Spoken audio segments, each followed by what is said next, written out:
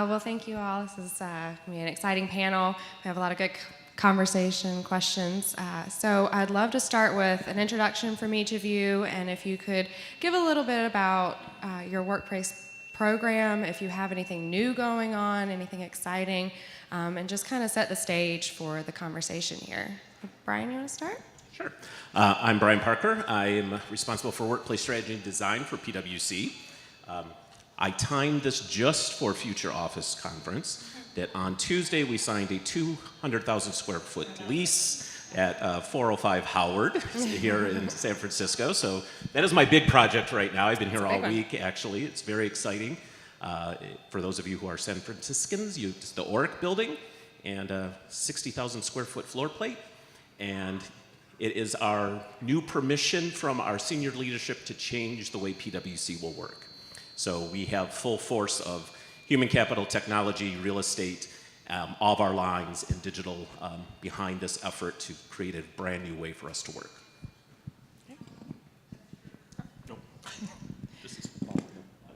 Hi, my name is Jenna. I oversee workplace and people operations at SoundCloud.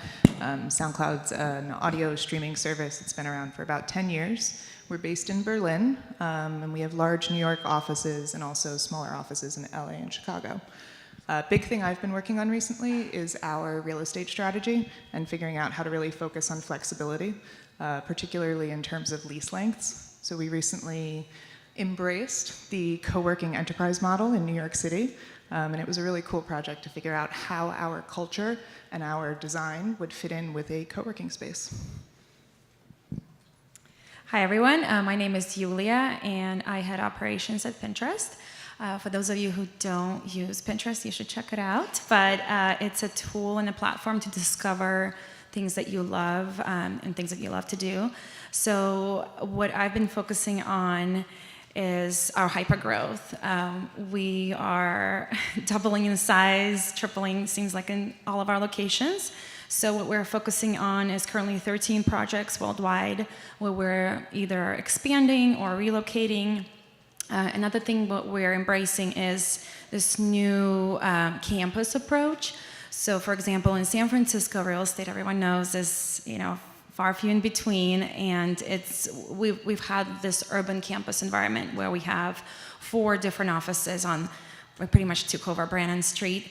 But now we're moving towards similar model in New York as well as Dublin. So that's our, taking the lessons learned from San Francisco and applying it not only in different state, but also in different country. Good afternoon. My name's Tom Reardon. I'm the executive director of BIFMA, which is an acronym for the Business and Institutional Furniture Manufacturers Association. Our organization is the trade group that represents furniture companies that basically provide product solutions for the environments where people work, learn, and heal. Our scope of services to those furniture manufacturers revolve around some advocacy work, but mostly we're a market data research and standards development organization. As far as the standards development goes, we roughly categorize the product performance expectations into 3 basic categories. There's kind of the residential performance, hospitality, and commercial workplace. We don't cover residential. There's another organization that does that, and basically there are no standards around residential. So we're focused on those commercial standards for the hospitality and workplace environments. Yeah, that's good. Great. It's nice to meet you all.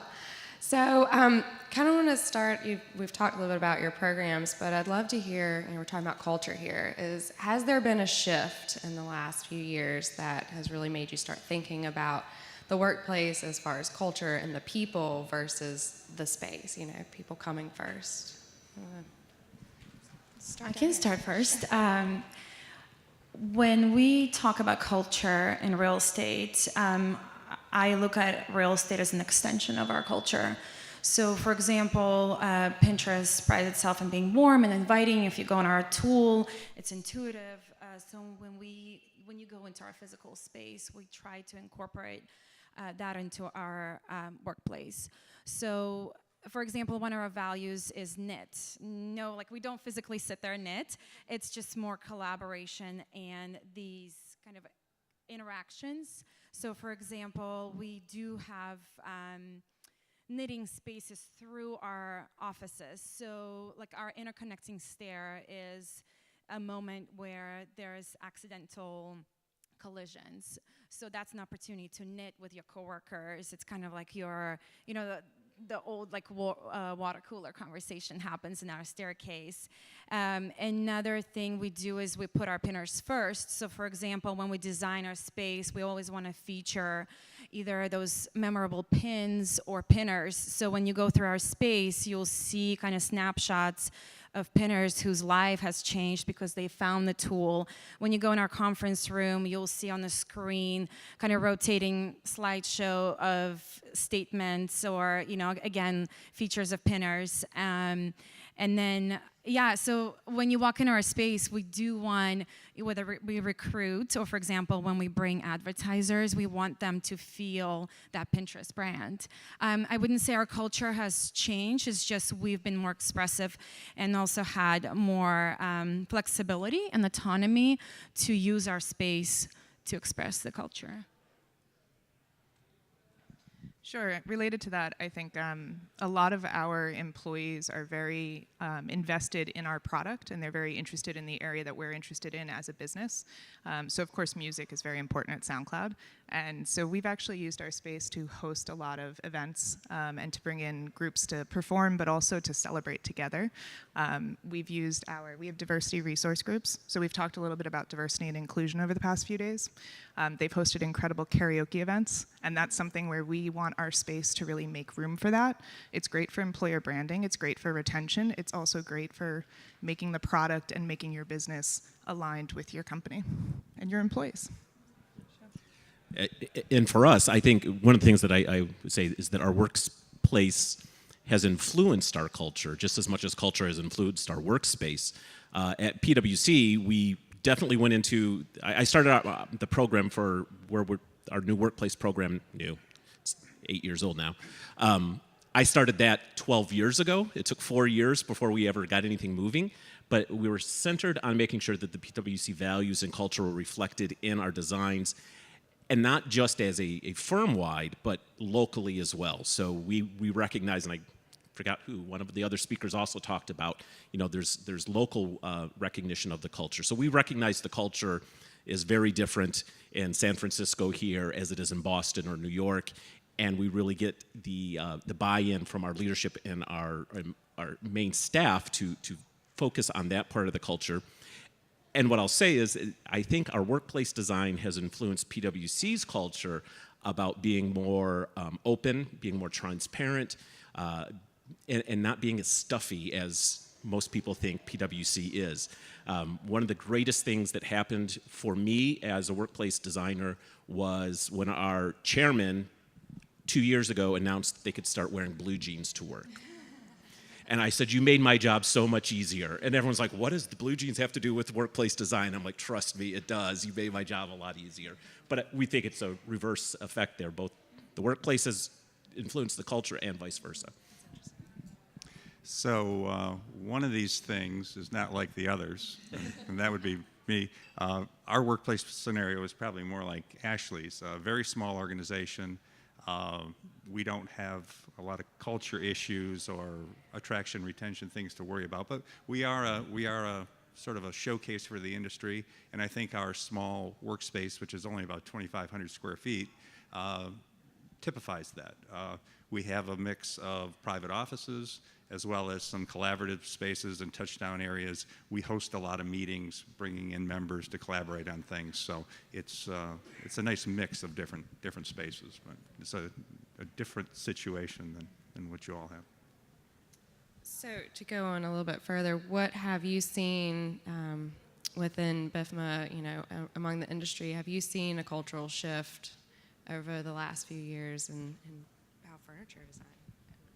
Absolutely. I've been in the industry for about 30 years, and the changes that I've seen in the last 3 to 5 years have been far more dramatic and significant than the previous 25. It's just changing so rapidly and so dramatically right now, and that's exciting. I mean, that's what keeps us coming to work every day. And it's a multitude of things. Yes, there's more collaborative space. It's more open. There's a lot of fast-growing companies with short lease terms, and they don't have the same product needs or knowledge or expectations as some of the larger, more established enterprises. And that creates opportunities for disruption. People in these small organizations, they have an Amazon experience at home where they'll buy product online for their home, and then they go to work and they encounter a much more cumbersome bureaucratic process with a weird pricing model, and they don't get it. It's like, I bought similar product online, why can't I do it here at work? So that creates opportunities for companies like Poppin and others to try to address some of those situations. So, but regardless of what's going on, our point of view is that if you're furnishing a commercial space for a business enterprise, the product that you put in that space should perform to a certain level. And you're probably doing a disservice to your company and to your employees to use residential grade product in a commercial environment. It's not going to last. It's not going to perform like it should. And so that's kind of one of the issues that we're trying to advocate for right now. So I want to go back to something we were talking about down here, and how the culture is also dependent on your location and having. And I know you have offices in Berlin. Is that correct? Can you elaborate a little bit on how location culture has impacted the workplace? Sure. So our headquarters in Berlin is a large office. It has about 160 people. For us, that's large. I should give that context. We're a 250-person company. So our Berlin office is a much different environment than New York, which is a much smaller. It's about 65 people. Very open environment. Everybody knows each other. You're always face-to-face with the 55, 60 other people you work with. It's almost like there's a functional split. So all of our engineers, we're a tech company, so we have a lot of engineers and a lot of product managers. They're in Berlin. They love quiet space. They love having a lot of square foot per person. There's certain needs that they have that in New York, it's a much louder environment, it's a much busier environment, not in the sense of productivity, but in the sense of visitors and interruption. So you see that play out. We haven't tried to make it the same everywhere. So we've tried to really embrace, this is the Berlin office, this is the Berlin feel, this is the Berlin pace, this is the New York office, and it's a different place. Yeah, very similar to us, and even within the U.S., right? There's the local environment influences the design and the culture. Likewise, even our approach and our strategy of how we would do a workplace design. For New York, for example, across the board, PwC average age is 27, so keep that in mind. And then in New York, let me backtrack. Everywhere else, we've done all this great, we're very mobile, we're out at the client, we work from home, everybody is able to do that. In New York, it's the opposite, we have found, where everybody wants to be in the office because the average age, the new college recruit that is sharing an apartment with 5 other people doesn't want to work at home all day. They want to come into the office. So there's an influence there on that level as well that influences how we program for a space, what type of amenities and services we provide for a space, and we take those into account with each and every one of our locations. We really try not to do a cookie cutter, this is a PwC office. When you walk in, it's reflecting our brand, it's reflecting our corporate culture, but it's also reflecting that local environment. Very similar to Pinterest culture. We do have regional locations, which, we're strapped for resources and the amount of space. So, for example, when we talk about, we want to be warm and inviting and provide all these different options for knitting, and we don't have that flexibility in a lot of our regional locations because they're smaller. So what we've done was to partner up, similar to Jenna and SoundCloud, with co-working providers and tap into their resources. It doesn't have to be Pinterest. So when you walk in this space, yes, we have our own identity. We have custom space that feels like Pinterest, but employees don't feel like it's have versus have not. So they could use the rooftop, they could use the mother's room, quiet room, fitness center, which is not operated by Pinterest. But at the same time, we do find these collaborations and these agreements with the co-working providers that could be an extension. Yeah, I've heard a lot recently of this, splitting your real estate, and I think it goes back to what you were saying about the shortened leases. People don't want that 10-year lease anymore because you need flexibility. You're either rapidly growing or your culture's changing, and so you are looking for finding those amenities elsewhere. Are any of the rest of you, I know SoundCloud, you're doing a little bit of that right now too, right? Yeah. Definitely. I mean, 5 years sounds really too long for us, right? When we're thinking about leases, I'm thinking in 2 to 3 years. So when I talk about flexibility like that, the last thing you want to do is take on space you think you'll need 5 years from now so you can grow into it. I want to take on space I need right now and have the flexibility to start to expand on somebody else's portfolio rather than my own. So that's something we're moving at that kind of pace. Going back to furniture, it affects how we think about furniture. I've previously worked at a nonprofit that was a 150-year-old organization. We thought in terms of 15 years plans, like we were looking to buy furniture because you weren't going to change it out until 2025. So much different. It's much different in terms of accounting, depreciation, how you'll store things, and how long they need to last. Yeah, Brian, I guess, is PwC, is it a culture that is ready to accept the co-working or, outsourcing space, essentially? So we explored it. We do use it on a very limited basis. Sometimes we'll win a client, an engagement, right? In most recently it was like Fort Myers, Florida. Probably a big shocker, there's not a huge PwC office in Fort Myers, Florida. But we won a client engagement there that said we had to have a presence there. The team that's going to occupy that space is 15 people. It made no sense for us to go out and sign a lease for the length of that engagement. So we do use co-working space there. We did do quite a bit of exploration on if we would use a co-working model, and you can probably guess which one it was. And we actually came to a mutual agreement. We were not culturally the right fit. What we do is, we outsource many of our amenities and services so that we're kind of getting that feeling, but we have not gone full scale yet. We are still doing our own thing.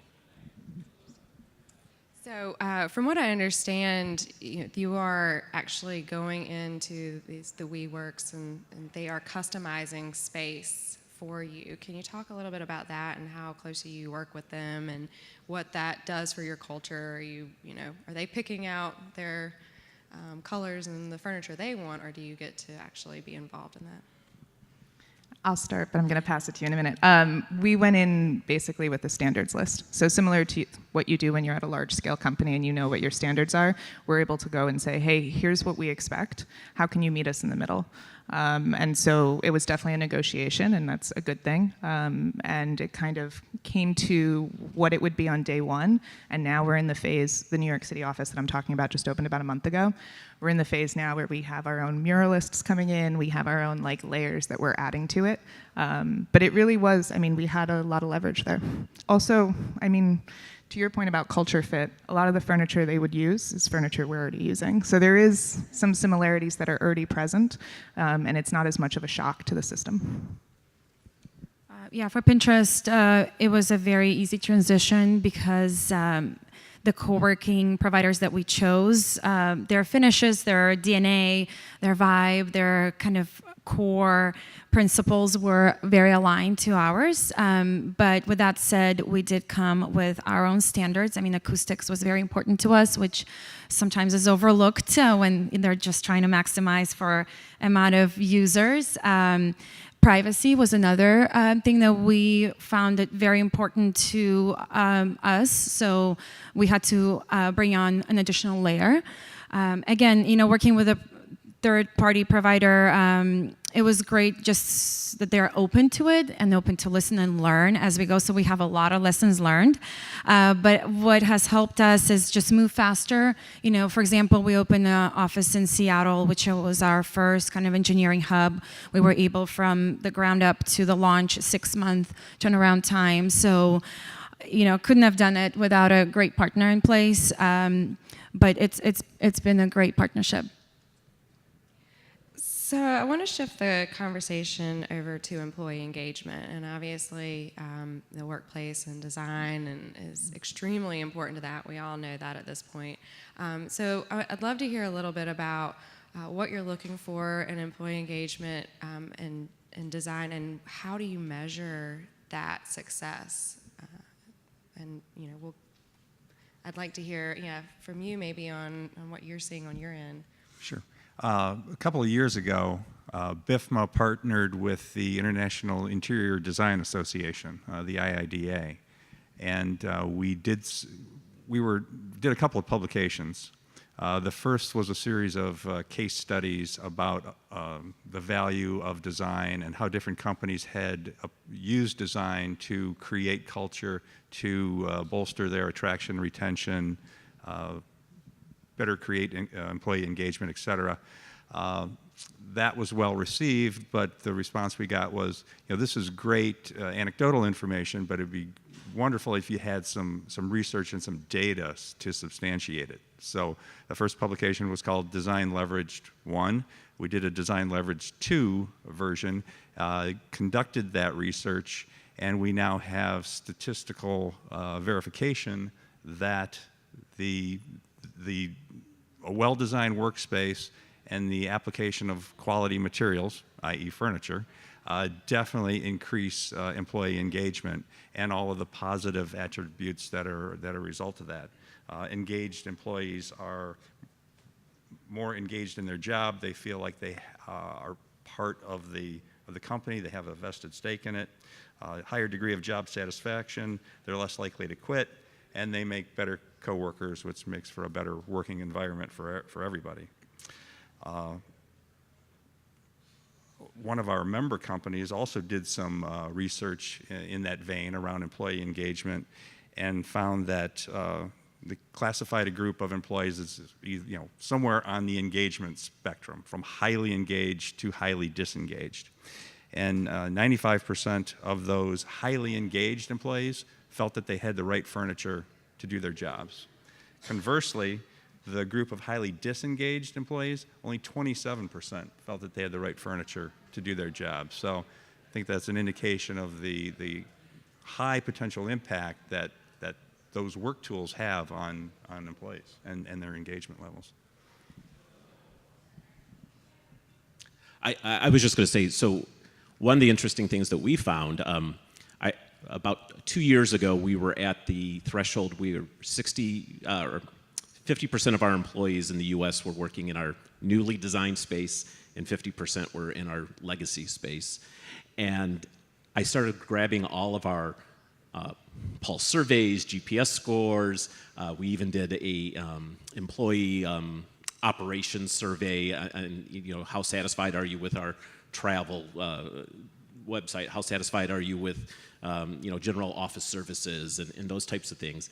And since we were at that 50% mark, I was able to see statistically over and over and over again that those who sat in those newly designed offices, on average, were having about a 13% higher score on their pulse surveys, their engagement levels, on their satisfaction levels. And we joke about it. You know, we would even drill it down. The travel site was the great thing, our internal travel site.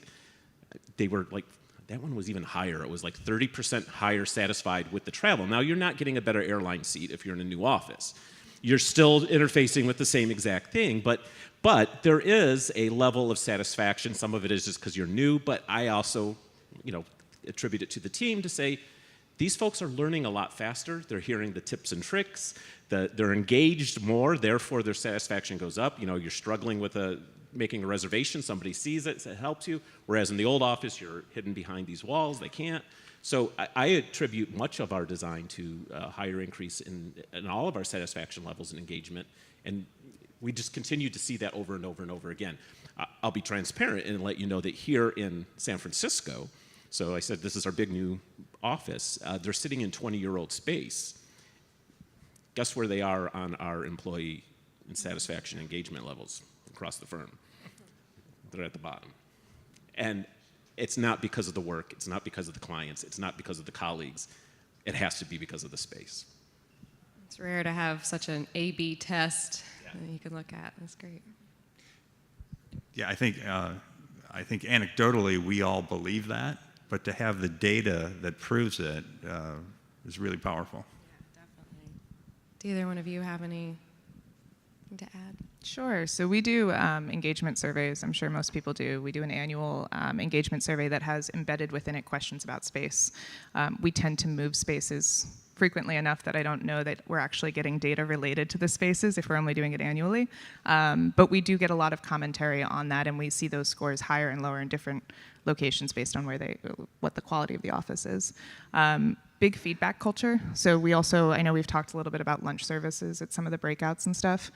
We do a lot of surveys about food quality, about snack selection, about all sorts of things. And we're able to see in that data when things are going well and when they're not.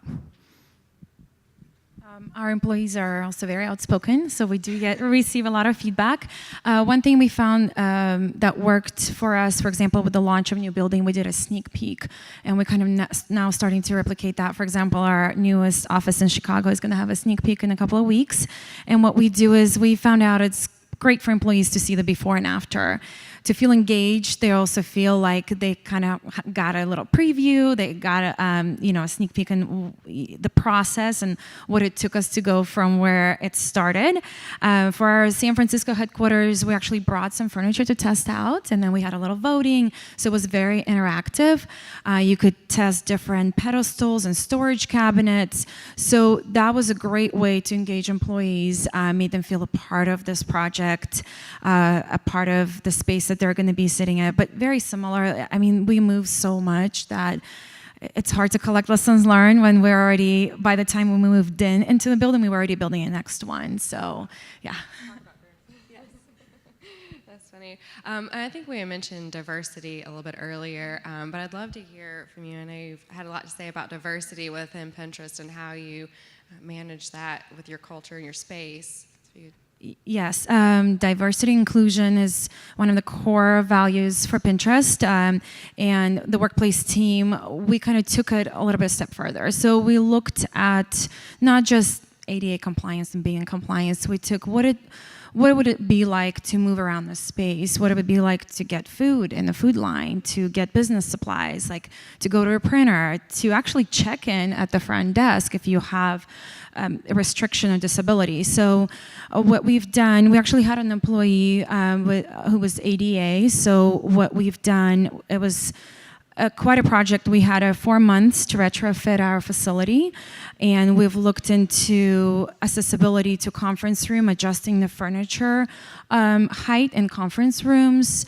We've retrofitted, again, the pantry, the cafeteria. So there is this inclusivity, and everyone could be productive and feel comfortable at work. We've hired a consultant to take it a step further. Again, we actually brought in consultants to train our staff. So like janitorial security staff that are interacting with employees with disabilities know how to ask the right question. Do they need help? Or how do they offer help? Another thing what we've done on diversity and inclusivity, especially in San Francisco, we have such a diverse employee force. We've, a couple years ago, started turning our restrooms and facilities, showers into gender neutral. And it was, at first we looked at how do we make it that people don't feel confined, that people don't feel awkward in it. So we've looked at adding movement. So for example, our gender neutral restrooms are a little bit transparent. You can see the movement in there, but it still provides privacy.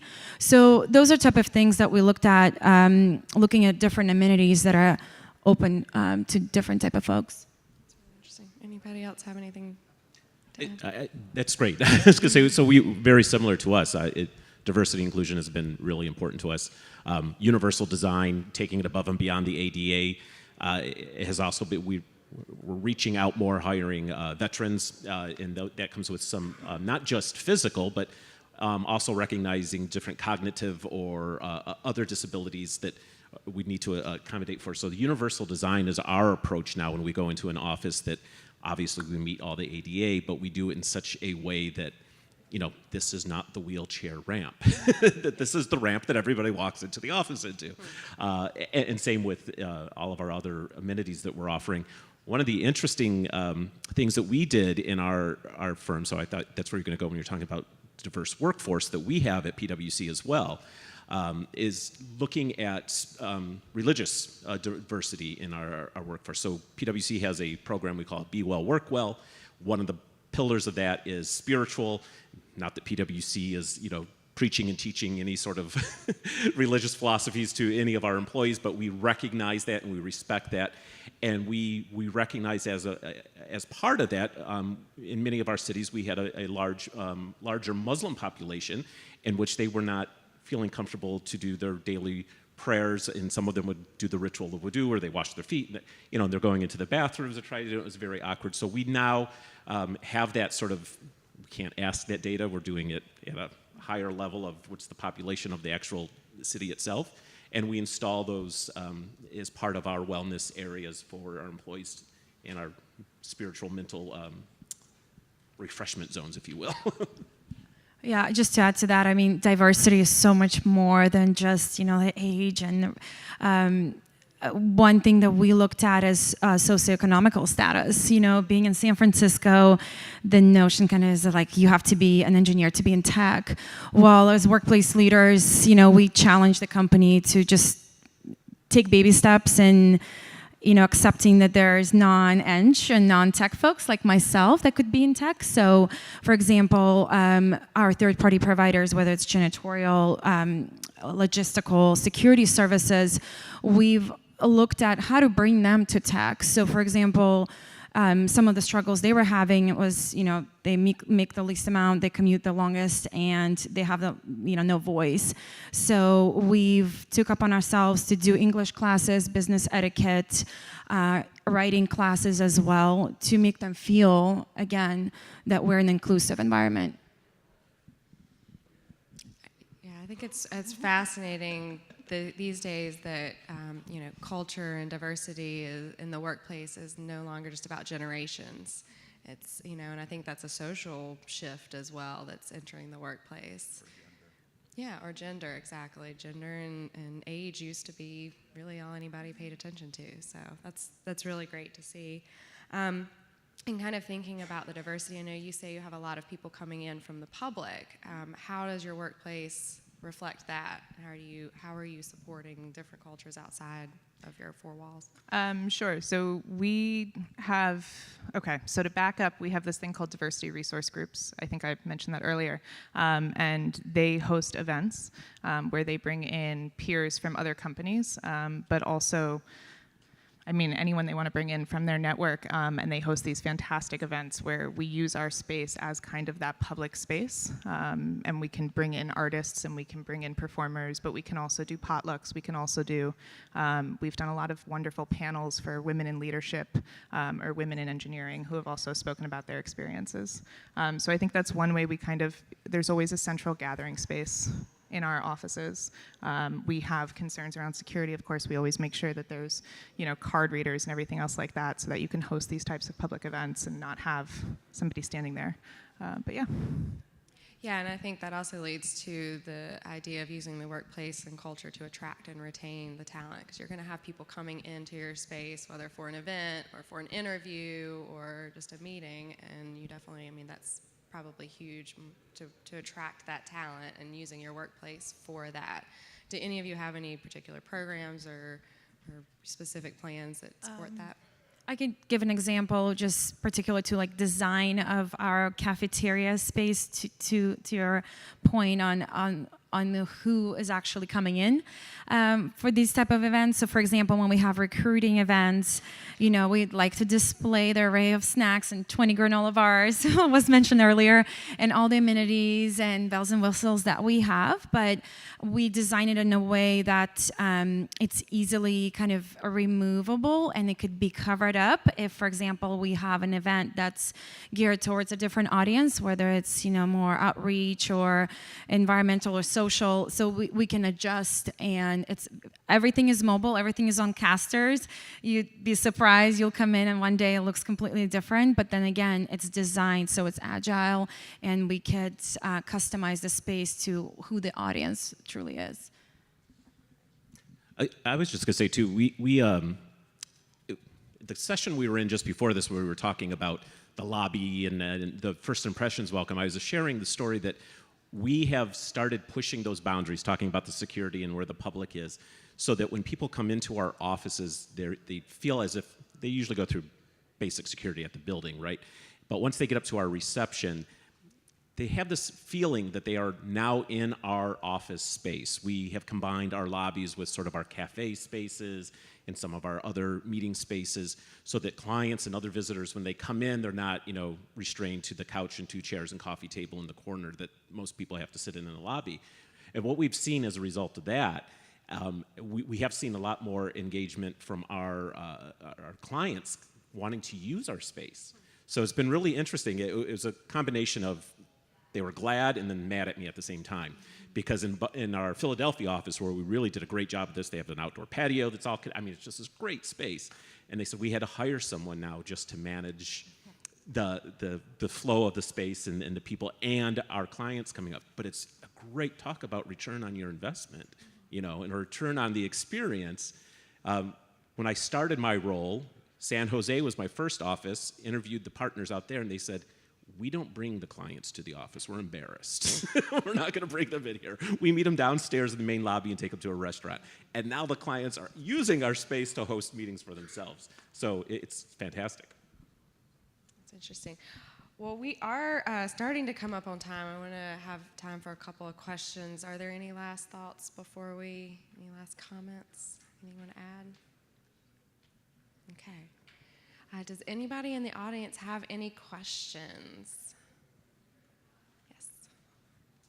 I work at a national lab, and we bring people in from over 70 countries. And one thing that I've been thinking about lately is how do I bring their work experience and what works for them, where they're from, into our site. And I think I'm struggling because I don't know how to approach 70 countries and their experiences. For what I'm designing now, I'm pushing that on them for what I know here. But bringing them in, they probably have a different way of working that I'm not familiar with. And it's just been early in my mind, but do you have any experience with that? I think it's more about flexibility of space. I think it's find out what it is that they're like. What are people used to working with? Whether it's different countries, different job functions, different companies, coming from startup to nonprofit to whatever. But if your space is flexible, if you have space for quiet working space for open working space, meeting spaces, you can provide anything. It's just assessing what the needs are. We're big on surveys. I will say that. We do a lot of surveys.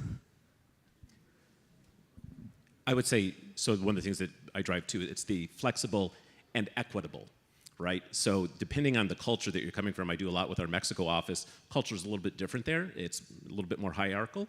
So I have to make sure those enclosed spaces are there for a different range of people, but making it equitable as well, so that it's not, this is the visiting partner section or visiting executive section. I think variety for us at Pinterest, we don't look at like your desk as your area where you only work. Most companies can probably echo that, as we have so many different areas where people work, whether it's a social lounge, whether it's cafeteria. For example, in cafeteria, we found out that people do love to work there, like certain groups, but they find a lot of disruption and interruptions. So what we provided is a little focus sign, which is like a key or like a sign that basically says we're in a meeting. So again, it's like using the available resources and then just adding maybe a little layer to assist employees to using it. Again, like variety is key. Our workstations, we joke that they're small, like TV trays. No one parks there for a couple hours and moves around the space. So it's, again, that FOMO, we've talked about that, the fear of missing out. You know, our employees want to feel like they're in the part of the buzz, but then at the same time, they do want to get the work done. So there's, you know, there's a library, there's a heads down space, there's a cafeteria, there's a rooftop. So they have an array of options. Yes. I'm interested in the BIFMA data as far as that furniture does make a difference. You said you had documentable data. Did you publish that somewhere that I can get to it for PWCs? Yes, our Design Leverage 2 publication is available on our website, and or I can share a direct link with anybody who's interested. Ours is not, but it's internal. But in addition to that, I would recommend there's a